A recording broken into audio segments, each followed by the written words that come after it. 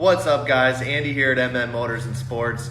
This morning it is pouring rain outside. I don't know if you can see very well out the window out there, but it's pretty brutal. For our movie this morning, I'm just going to stick inside where it's nice and dry, and I'm going to teach you guys a little bit about negative equity. I've had a lot of people reaching out to me lately who have a vehicle that have negative equity, and to start out, I just want to explain what negative equity is. Negative equity is when you owe more on your loan of your vehicle than what your vehicle is actually worth.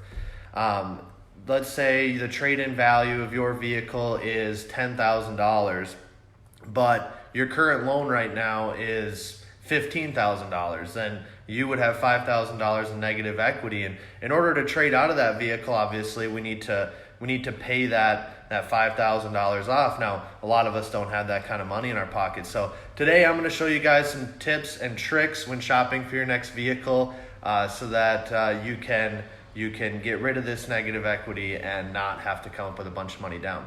So to get started out, first I want to talk about how a negative equity position happens. So the first main way to create negative equity is to roll negative equity. So let's say in the past you had a vehicle and you had negative equity into it, and you went out and you bought another vehicle and you had $3,000 negative equity. You rolled that into the next one. That $3,000 in negative equity is still there. So I want to explain that right away before you start to try to roll in again.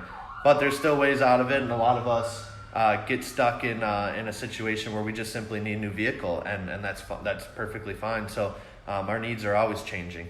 So the next way that you can get negative equity is by not putting money down. So let's say you went out and you purchased a vehicle a year ago. You didn't put any money down. You financed the price of the vehicle plus the tax, title, license, maybe a service contract, maybe gap protection.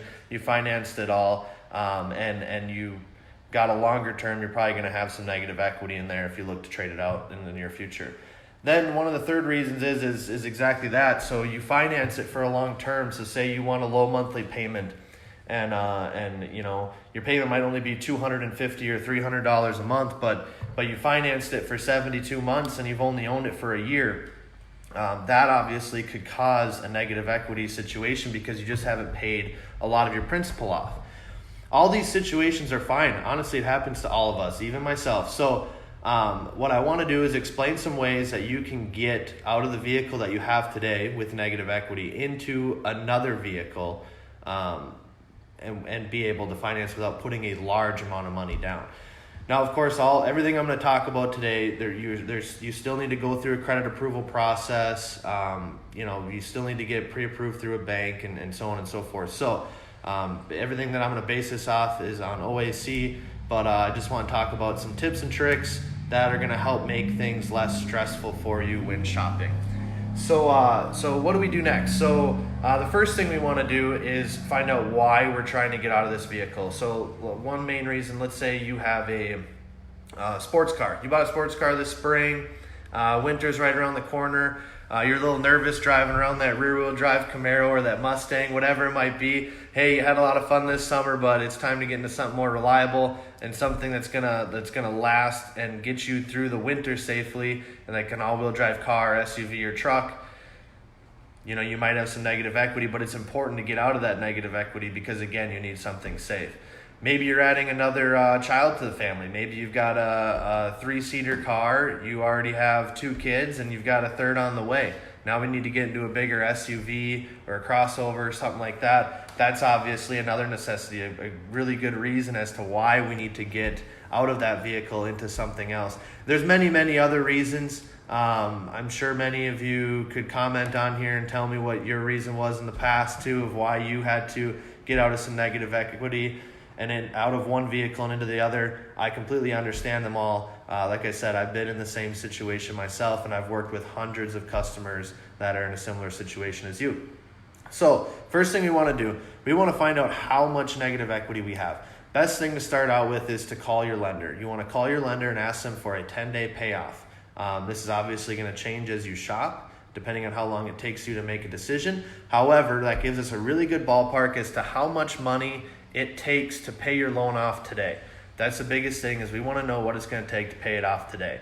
A lot of times your loan balance and your 10-day payoff are going to be two different numbers. And in fact, the 10-day payoff, unfortunately, is usually a little bit more. Obviously, you have interest on there too. So call your lender, find out what your 10-day payoff. Next thing we want to do is we want to get an idea on what this trade is worth. The best and easiest thing to do is call a dealer. Call myself, call someone that you trust who works in the auto industry. We have more software and information to look up vehicle values than what's available to the public, and more accurate. And I'm not saying this is going to be in a bad way, because I've seen numbers higher than KBB and NADA, and I've seen them lower and vice versa. So the next thing that you could do, talking about KBB and NADA, is you could go right on the website on kellybluebook.com, or you could go on to NADA.com, and you could look up your trade values online.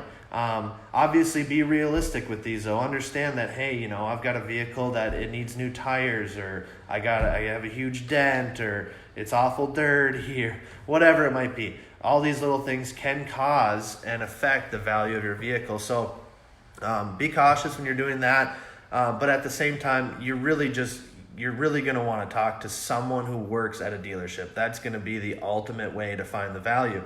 But it will get you in the ballpark. Using KBB and NADA and looking at their trade values will give you a little bit of an idea as to what that might be worth before making the next step forward. So making the next step forward. So now we've decided, let's just say we owe $10,000 on our loan. KBB and NADA both say our vehicle's worth about, let's say, $7,000. Okay, so we've got about $3,000 in negative equity. So now we need to find something that's going to suit our needs, and at the same time we're going to be able to get another loan without putting a large amount of money down. So that's kind of where I'm going to really step in. So again, feel free to call me if you have questions. Call someone else that you trust that's in the auto industry, but really it's just finding the right vehicle. When you're going to finance a new vehicle, the lending company is going to usually use the NADA retail or clean trade-in value when they are making a decision as to how much money you can borrow against that vehicle you're purchasing. So we're going to use NADA retail value as just kind of a rule of thumb, just to give us an idea as to where that lender is going to draw the line as far as how much money to borrow us. And so we need to find a vehicle that is priced under NADA value. Now this can be tough. It is stressful. It's a hard thing to find. I do suggest reaching out to someone who's in the industry, because this is something that we deal with on a daily basis, and we can definitely help point you in the right direction. So I want to flip the camera around here. I want to show you just one vehicle that I have in my inventory that's a great example. So this is a 2016 Ford Edge SEL. It's an all-wheel drive. It's got the 4-cylinder EcoBoost motor. It's very fuel efficient. And this vehicle I've had on my lot for roughly a month and a half now. There's many of them out there, and they're all competitively priced. And so I have mine also very competitively priced. And I have it listed at only $14,944, okay? So price of the vehicle is $14,944. Now we got to understand we have $3,000 in negative equity. So let's just right off the bat add that $3,000 on there. So now we're at $17,944. Now I'm going to switch you over here and show you, this is the NADA value of that same vehicle. So it's that vehicle, it's those miles, those options, and we're going to want to go off of this one here. This is a certified pre-owned price. Certified pre-owned vehicles are going to cost you more money on a retail side. Like if that Edge was a certified pre-owned, it would probably be closer to like $17,000 or $18,000 in sale price. So you can see here though, this is our clean retail price here is a $17,550. So in this case, if you had $3,000 in negative equity, you would roughly only be about $400 backwards. So a lender might come back on a deal like this, and either they may not ask for any money at all depending upon credit, or they might ask us for $400, which I'm sure we can come up with because it's probably close to what our monthly payment is now. Just another example too, I wanted to show you, this is a 2015 Ford F-150, another Carfax certified one-owner vehicle. This one, there's many F-150s out there on the marketplace. This one here, I have value priced only $25,000. and we'll look over here at the NADA, is $26,400. So if you have a little bit of negative equity, this is another good one that you could switch over into with a minimal amount of money down. So just a couple examples. There's many vehicles out there that fit this. I wouldn't say all of them by any means, nor the majority, but the main thing that causes a vehicle to be priced under an NADA retail value is the market. I mean, if there's look at the F-150, if there's a lot of F-150s out there, us dealers are going to be competitive in order to get rid of that vehicle. So we're going to price it low just so that we can sell it in a hurry.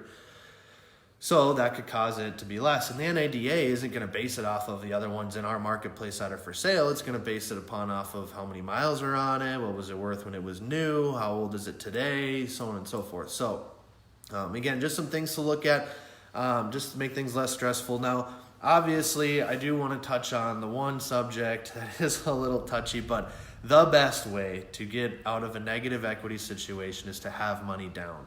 Now, I showed you guys these tips and tricks to help eliminate that, but still, I have to tell you the best way to eliminate your negative equity is to have a large down payment. I understand that that's a hard thing for the majority of us to do, myself included.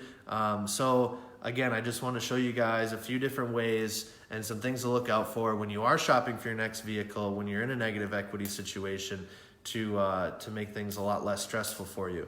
One last thing that I want to touch on real quick. I was talking with a gentleman yesterday about this. He has a loan. He doesn't have negative equity. At least I don't think. I haven't seen his vehicle. But he has a loan out right now, and it was one of his first loans, and he has a high interest rate. He owes very little on it. We're talking a couple $1,000 is all he owes him. We were chatting on the phone. He's going to be looking and buying a vehicle within the next year or so. And his main reason for waiting and not going out and shopping and buying a vehicle today is because he wants to pay his current loan off. Well, that sounds great. I mean, paying your loan off and then going into a new one, you're in a full equity situation, whatever your vehicle's worth is down money towards your next vehicle. I completely back that up and understand. But there is a better way to get out of his situation, and I want to explain that real quick. So when he had taken out this loan, this was his first auto loan, he ended up getting stuck into a higher interest rate, and he's been making these monthly payments, and a large portion of his payments are going towards interest, right? Well, if he continues to make his minimum monthly payment on that loan, he's going to end up continuing paying high interest rates on what is owed. So what he could do, and what I suggested to him, is to not wait. Why wait? If you have fixed your credit, if your credit is better than the situation that you were in the past when you got into that high interest loan, then why would you stay in it? So for him, in his situation, he should trade it in as soon as possible, not even make another payment on that vehicle, and get into a new loan that's at a lower interest rate. Now he's not paying near as much money in interest because he's not paying as high of a rate. If we can, of course, if he can get approved and is eligible for a lower interest rate. So just another thing to keep in mind, maybe you're not in a negative equity position, but you have a vehicle that you're thinking of trading out, you're close to the payoff date, you want to just get it paid off, or you think you need to get it paid off. But if you're paying a high interest rate, you guys, and you're eligible for a lower interest rate, don't wait.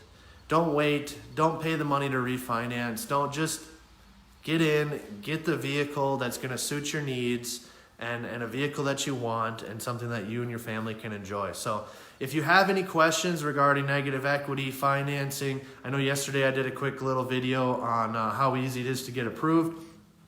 You can fill out the application right online at mymnmotors.com.